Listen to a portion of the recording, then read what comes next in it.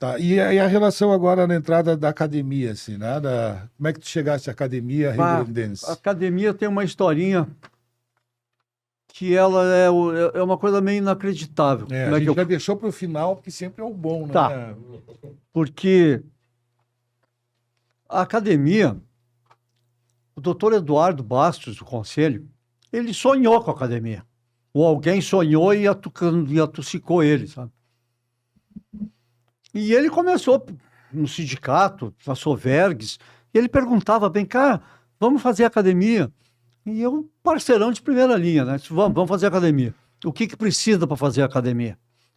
Não, pois é, vamos nos reunir. Aí começamos a nos reunir. Aí veio o Cheuiche, contribuiu para... Ó, a Nacional funciona assim, tem que ser assim, papapá, papapá. E aí foi surgido.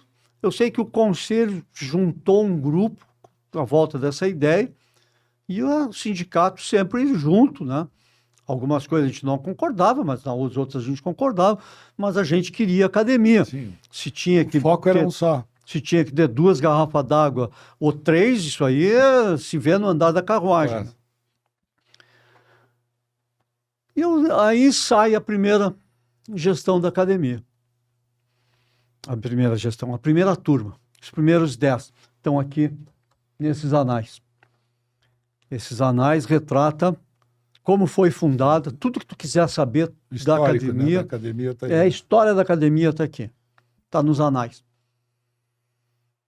E tu vê que coisa interessante, né? Eu que era a grande mola propulsora, O articulador, digamos articulador assim, da né? academia dentro do sindicato, quando o Eduardo disse, hoje de noite, tal hora vai ser fundada a academia, vai na reunião.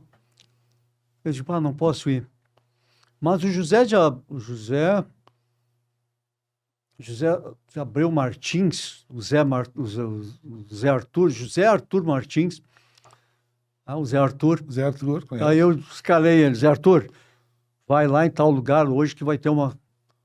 E o Zé Arthur, ele era entusiasta também, Sim, nossa. também, bastante atuante também, né? Foi muito atuante.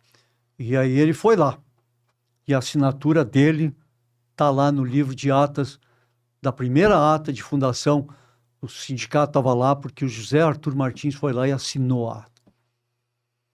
Aí instalaram a primeira turma. E na primeira turma tem os expoentes ali, né? Tem gente que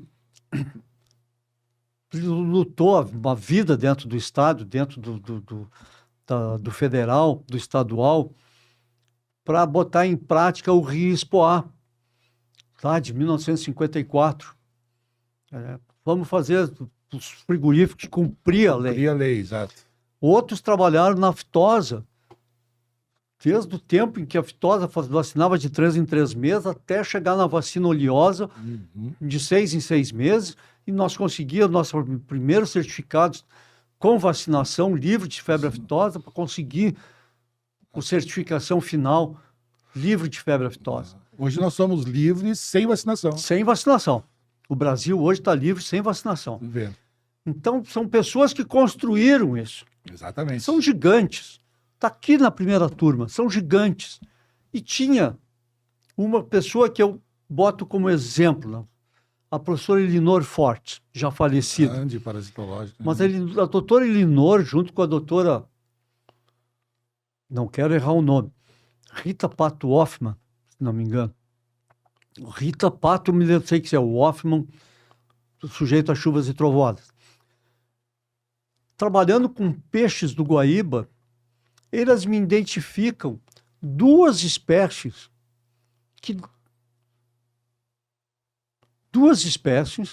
uma que não tinha sido descrita em lugar algum no mundo, uma segunda espécie que só tinha sido descrita lá fora na Ásia, se não me engano, nosso eixo. e uma terceira amostra que a espécie nunca tinha sido descrita. Então, essas 2 professoras, elas selecionam esse trabalho, e para mim é um... É o divisor de águas, né? pra Dentro mim da parasitologia, de uma maneira geral. Para mim é fantástico. E ela é a primeira mulher da medicina veterinária que entra na academia. Agora eu vou dar um pulo, né? Já falei Um dia eu estou trabalhando na clínica do doutor César de Castro Cação, trabalhava lá com ele num domingo de manhã. Vou fazer um parênteses aqui, devia ter falado no outro segmento. O Cação, ele fez parte do sindicato e fazia parte do conselho. O Cação, quando ele era delegado do conselho, ele apresentou um projeto numa reunião, e aí o pessoal ficou assim, mas como que nós não pensamos isso antes? Ele deu a ideia da placa. Que fixava E eu na ainda frente. achava que a placa tinha que ser pessoal minha. Tinha que ter o meu nome na placa. Então, quando eu fosse trabalhar de responsável técnico, Tu levava a tua plaquinha. eu botava a minha placa lá, você chegava, olhava, esse Se o veterinário esse estabelecimento responsável- tem o responsável Seu técnico. técnico, que é o fulano de tal. Aí ele apresenta isso para o conselho, e o conselho digeriu a ideia, papai fez a placa. Então, a ideia é do César de Castro Cação. Então, é um cara que eu É um trabalho. resgate, né? Isso aí é um resgate para Isso aí o pessoal entender. Hoje todo mundo tem uma placa na frente da clínica e não sabe nem de onde surgiu, né? Não sabe nem como surgiu, não É. sabe nem de onde é que veio, né? Por É que tem isso aí, interessante, né? Exato, interessante esse E aí resgate. foi o César de Castro. E estou lá, estou trabalhando no domingo. Toco o telefone, pois não, clínica veterinária. Aqui é o doutor Coelho, da Academia de Veterinária. Pois não, doutor Coelho, eu já conheci o doutor Coelho de reuniões da formação da academia e com a primeira turma da academia, que ele ajudou a fundar a academia, mas não fez parte, e aí faz parte da primeira turma. Pois não, pois é, algumas pessoas sugeriram que o senhor apresentasse o seu currículo para ingressar na academia. Tá ok. O senhor apresenta o currículo para nós, por favor. E aí ele salientou bem, né? E isso não é uma garantia que o senhor vai ser acadêmico. Sim, não, foi uma indicação, né? Estavam só te uma indicando indicação. ali para... Eu digo, não, eu compreendo, não tem problema. Aí eu tinha 10 ou 12 dias para apresentar o currículo, né? E eu comecei a me questionar, né? Como é que eu vou sentar na mesma mesa que o Melinor Fortes? Que currículo eu tenho para estar na academia? Isso me incomodava, cara, me incomodava. Eu digo, mas como é que eu vou encostar num cara que planejou a defesa de febre aftosa, planejou a defesa de saúde veterinária? Como é que eu vou sentar na mesa dessa gente? Como é que vamos equiparar esse povo, né? Como é que... Ficava, né? Naquela situação, como é que eu... Né? A gente acaba sempre se menosprezando às vezes. Né? Eu tenho esse defeito, né? Às vezes eu me acho menos do que eu consigo, né? Os outros me enxergam muito maior do que eu me enxergo. Exato. Aí eu, claro, falar com a família, né?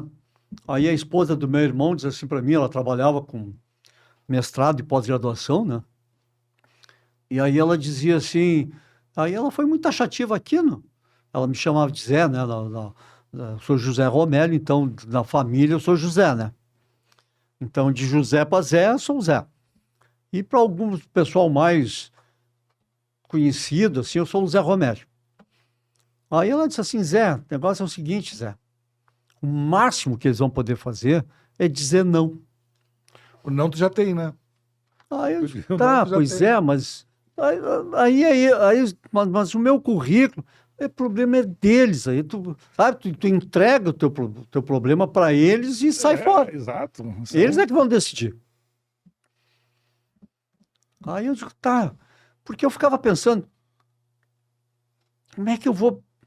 mas eu não preciso apresentar o currículo também, os caras só pediu para me apresentar. Sim. E aí eu digo, tá, mas como é que eu vou dizer para o Alcicheu Ishi, doutor Alcicheu Ishi, que eu não vou apresentar currículo, que eu não apresentei currículo? Vou desmerecer a indicação, que eu sabia que o Cheu Ishi estava por trás disso, né? Pelas conversas que a gente tinha naquelas reuniões, né? E o Eduardo está por trás disso também, presidente do conselho. Sim. Como é que eu vou dizer para eles que eu não... Quer dizer, o Eduardo é meu professor na faculdade, Nós chamava ele, hoje tem aula com o Dudu das Galinhas, quer dizer, o Eduardo das Galinhas, tem aula com o Dudu das Galinhas. Sabe, é uma intimidade. Sim, não, e a gente que é veterinária sabe como é que a gente fazia essas... E o Alcir Cheuich, por 2 vezes, ele, naquelas preleções que ele faz, maravilhosas, né? Uma ele estava falando sobre a Hora Veterinária, né? Que a revista que revista dele, né? Que ele teve durante muitos anos. Revista científica muito boa. Aí ele coloca, porque dentro das dificuldades da Hora Veterinária foi sempre conseguir anunciantes. E eu tenho aqui, na plateia, o doutor Aquino. Foi um dos nossos primeiros assinantes da faculdade. E nas suas atuações do sindicato, ele distribuía assinaturas. Quando o sindicato ia fazer palestras, eu levava e fazia um sorteio. Sorteava assim, eram alunos, né? Sim, sim. E eu sorteava 2 assinaturas. E era uma revista muito técnica, né? Que tinha ali casos clínicos, né? Instigava as pessoas a querer ler e entender e procurar o diagnóstico do problema. Então eu dava sorteava para os alunos. Do fulano, o fulano não veio à aula hoje, pegava a lista chamada, diz um número aí, 30. Quem é o aluno 30? O fulano de tal. Não tá, então diz outro número aí. Fazia um sorteio, né? Fazia um sorteiozinho assim, né? E aí o sindicato pagava assinatura para a Hora Veterinária e o cara divulgava lá. Então, por 2 vezes, ele, no meio da plateia, assim, ele me nominou, né? Quer dizer, é uma pessoa que sabe que eu existo, né? E quando um Alcir Cheuich sabe que tu existe, eu tô sendo considerado mais do que eu sou, né?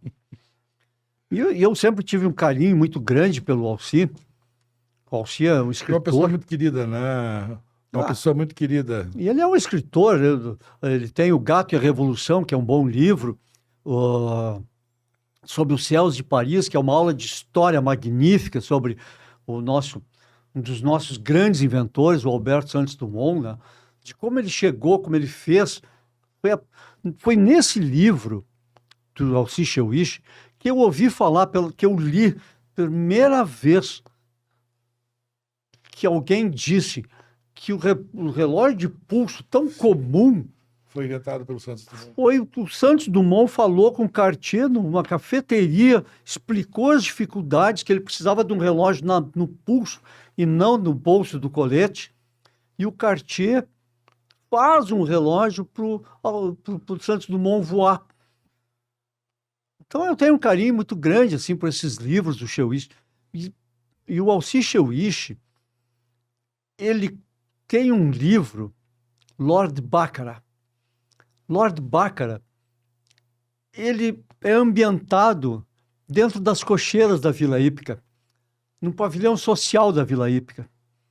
Então, às vezes, eu andava nos pavilhões sonhando, assim, com aqueles pensamentos... Devaneios, assim. Será que eu vou encontrar o personagem do livro aqui? Eu andava do domingo, tem ali na Redenção, o brinque da Redenção.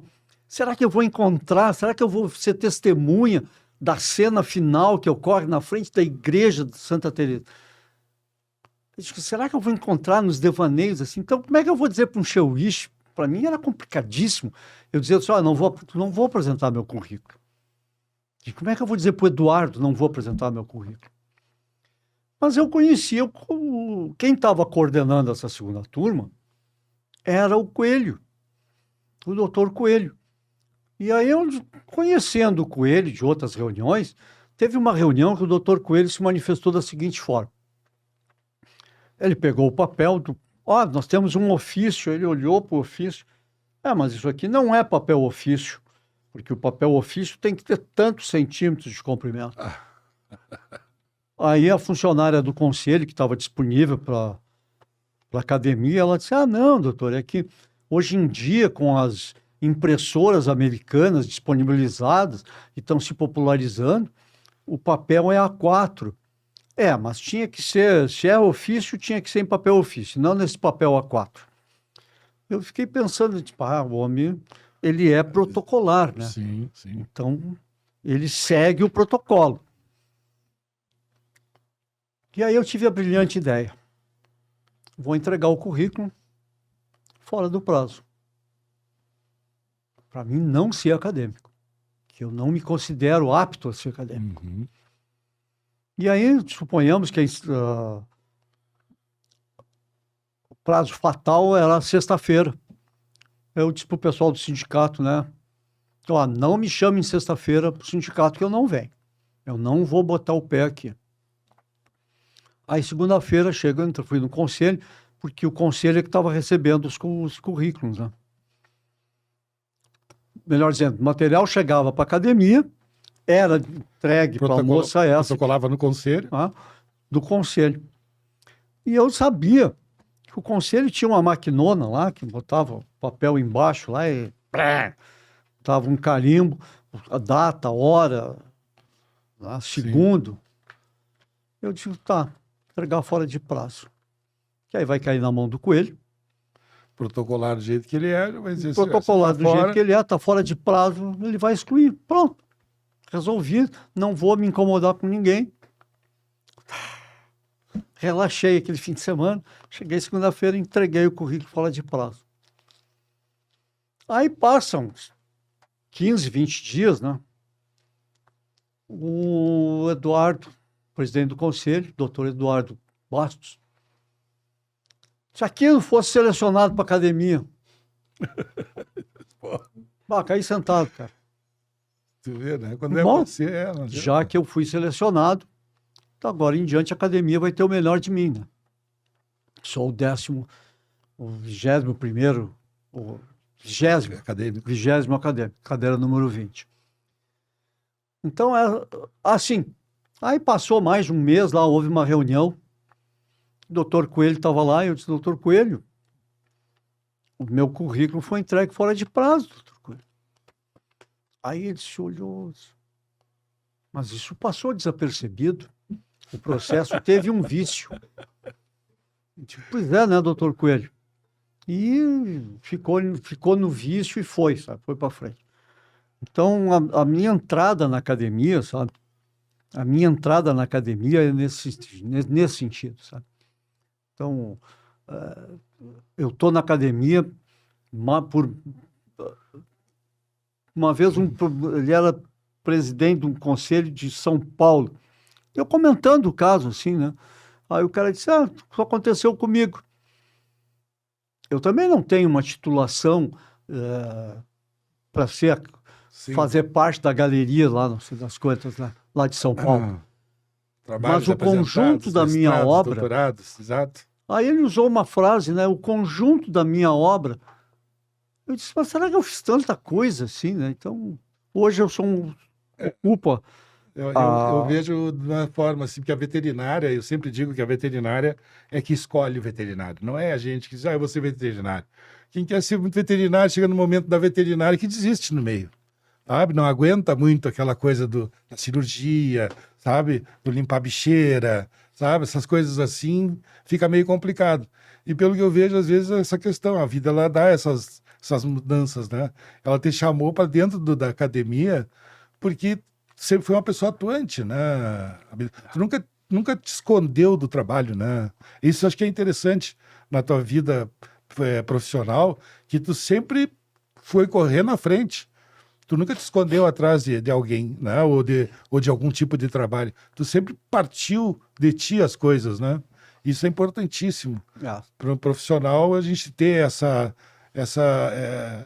vontade pessoal de crescer, né?